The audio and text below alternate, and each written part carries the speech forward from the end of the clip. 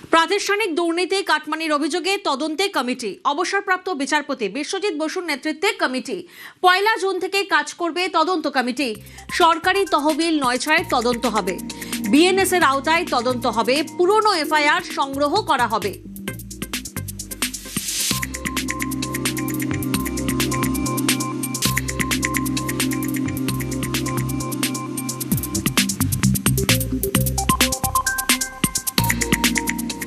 Institutional করাপশনের ক্ষেত্রে commission তৈরি করার কথা ছিল। আমাদের রিটায়ার্ড জাস্টিস মাননীয় বিশ্বজিৎ বসুর নেতৃত্বে আমরা এই কমিটি আজকে তৈরি করলাম। 1 জুন থেকে এই কমিটি ফাংশন শুরু করবে।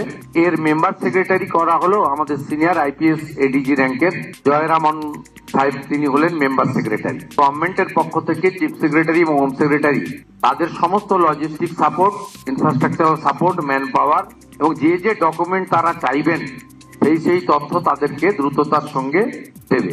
আমি আশা করব এই কমিটি তার ফাংশনিং শুরু করার 30 দিনের মধ্যেই রেকমেন্ডেশন গুলো দিতে শুরু করবে। সেই ভিত্তিতে পুলিশের পক্ষ থেকে এফআইআর লজ হবে এবং বিএনএস এর অন্তর্গত যে সেকশন আছে সেটা দিয়ে অ্যাকশনও নেব এবং গভর্নমেন্টের ফান্ড এক্সচেকার থেকে যা দুর্নীতি হয়েছে রিকভারিও করার চেষ্টা করব উইদিন আওয়ার প্রেজেন্ট অ্যাক্ট, মানে বিএনএস এর অন্তর্গত।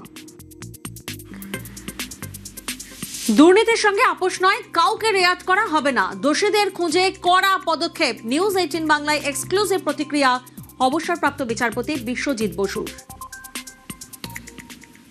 There will be no tolerance to any kind of corruption. এটা জজ হিসেবে একভাবে দেখায়, আর এখন এই করাপশনকে কমিশনের যা ফাংশন, নো স্টোন আনটার্ন। মাননীয় মুখ্যমন্ত্রী এই বিষয়ে আমার উপরে আস্থা রেখেছেন এবং আমার মটো চিরকালই zero tolerance to any kind of corruption. সেটা জজ হিসেবেও দেখেছি, সবাই দেখেছে। একদম খুঁজে বার করা হবে ইনস্টিটিউশনাল করাপশন।